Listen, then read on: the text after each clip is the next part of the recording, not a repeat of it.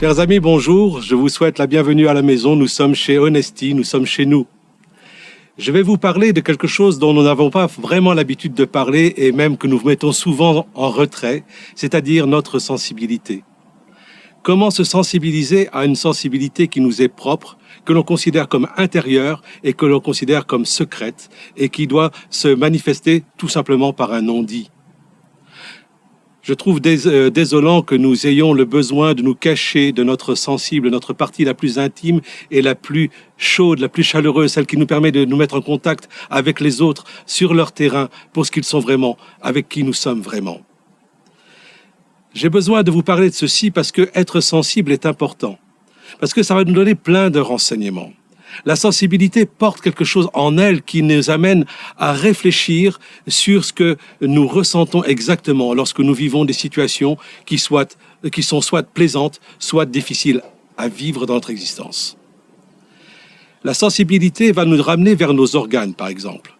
Savoir que quand dans telle situation de stress, je vais sentir mon estomac ou je vais sentir mes reins qui se contractent, ma respiration qui monte de plus en plus haut, et que tout mon corps qui finit par se contracter des épaules jusqu'à mes chevilles, alors si je suis capable d'analyser ça, je sais que je suis venu dans un stress où je me sens parfaitement mal à l'aise par rapport à la situation que je suis en train de vivre. Cette sensibilité-là va nous permettre de redéconnecter ou alors simplement de refaire marche arrière sur le processus que nous avons mis en marche pour nous montrer à nous-mêmes que nous sommes en stress, pour montrer aux autres que nous ne sommes pas aptes à vivre la situation dans l'équilibre et dans la perfection.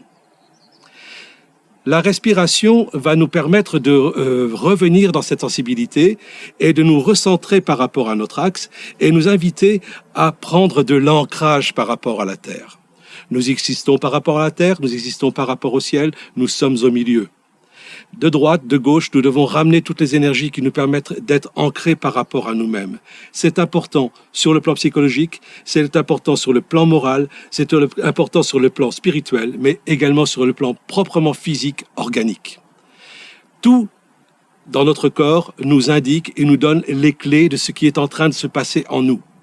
Les maladies ne sont pas là pour nous parler de quelque chose d'autre que notre bien-être et de notre retour à la confiance en soi. Nous sommes en pleine confiance en nous lorsque nous sommes en pleine santé. La maladie ou les maux de notre corps nous indiquent que nous sommes en décalage par rapport à cette notion de confiance en soi. Nous allons toujours, notre corps, nos vertèbres, notre structure va toujours vers sa lésion. La lésion que nous avons dans notre corps ou qui se manifeste, c'est une mise en mots MAUX de ce que nous sommes devenus incapables à entendre avec nos mots MOTS. Rentrer dans cette compréhension-là va nous permettre de rendre inutile la maladie dans son expression.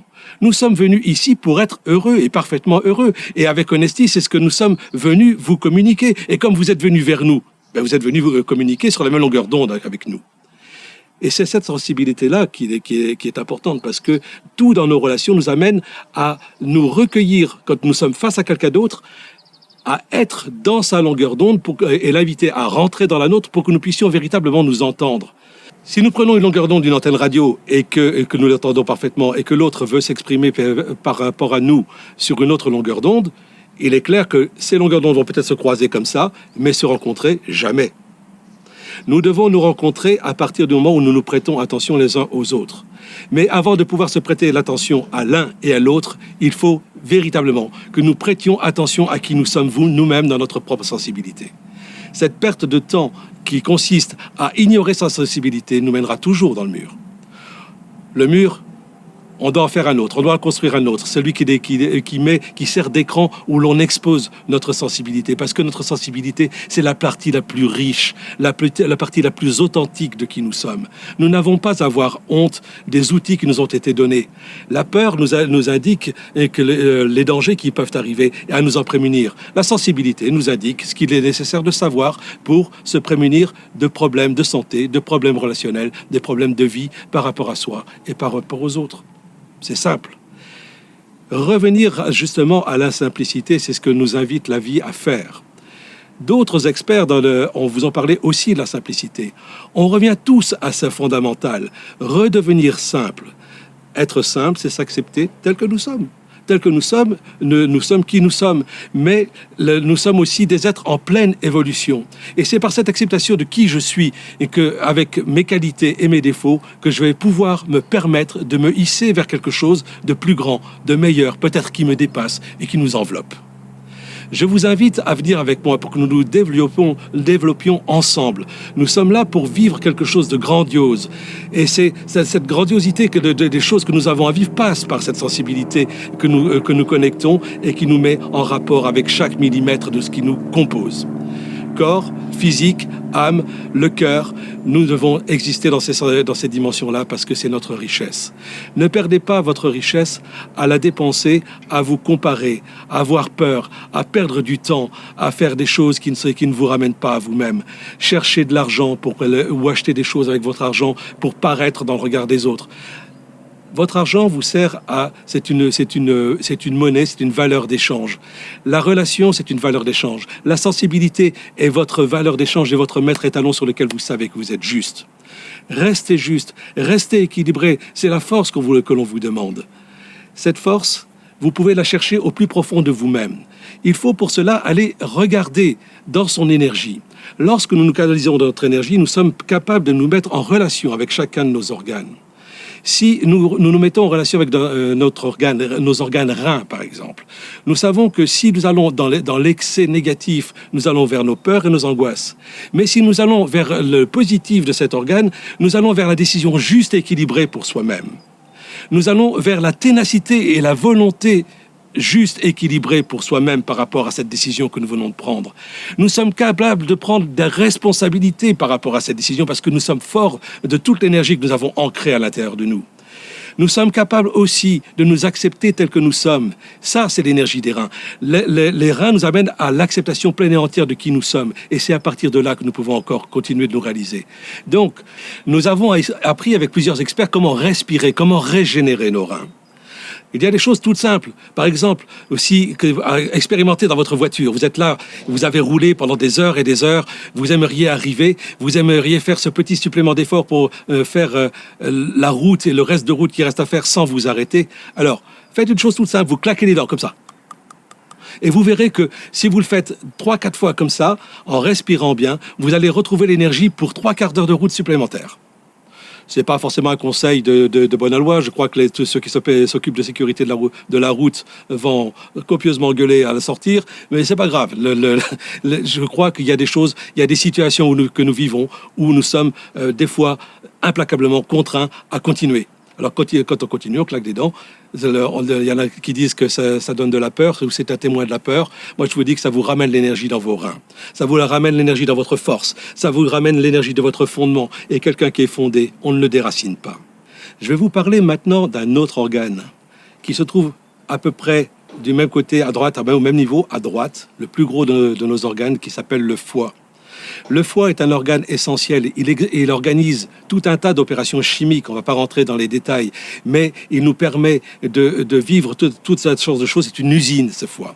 Et ce foie, il a une autre, sur le plan psychologique, il a un rôle prépondérant dans la manière dont nous allons vivre les choses. C'est lui qui nous permet d'avoir l'enthousiasme, l'envie, qui nous porte avec sa détermination vers la réussite que nous appelons de nos voeux. Alors que quand il est dans sa période de faiblesse, parce que nous l'avons trop chargé, parce que nous vivons trop de relations trop lourdes avec soi ou avec les autres, eh ben ça nous met en colère. Parce que la colère, c'est l'émotion négative du foie. La raison pour laquelle il faut vraiment bien le caresser. Il a besoin d'amour, le foie, pour s'exprimer dans tout l'enthousiasme que vous pouvez mettre à exister dans vous-même et dans toute votre existence avec les autres. Ce foie, il faut le régénérer. Il faut le nourrir à partir de l'alimentation, mais il faut aussi la nourrir de notre attention. Il faut savoir que la colère est toujours mauvaise conseillère. Parfois, elle a une certaine utilité quand elle nous permet de nous débarrasser de manière assez claire et nette de situations qui nous empourprent, dans lesquelles on s'embourbe et dans lesquelles on ne veut plus revenir. Donc on dit à l'autre, maintenant ça suffit. Et il faut qu'il entende. Mais s'enfoncer soi-même dans la colère et dans l'énergie vers laquelle nous mène, nous remettra à contracter ce foie et à nous mettre dans une énergie où l'enthousiasme lui-même n'existe plus. Or, ici, nous sommes là pour vivre d'enthousiasme. Notre vie doit être enthousiasmante.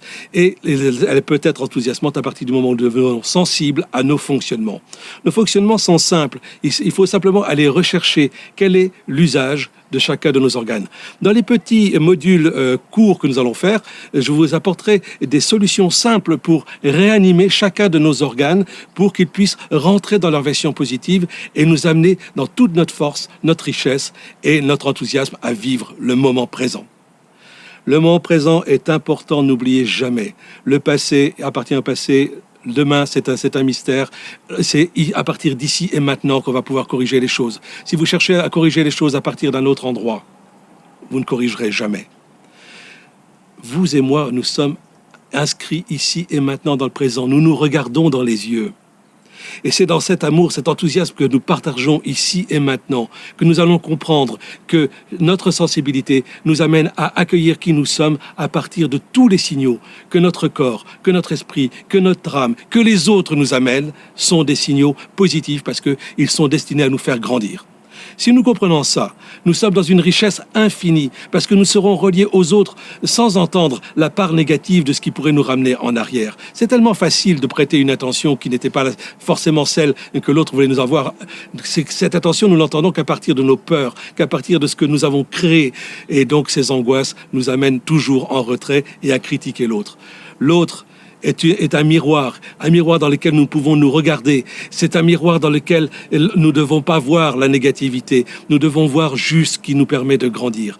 Et si nous utilisons l'autre comme ça, il devient notre meilleur ami. Et quand nous sommes amis, c'est à la vie, à la mort. On se porte les uns les autres et on est prêt à écouter parce qu'on sait que derrière, il y a une bienveillance. Et cette bienveillance, elle nous porte.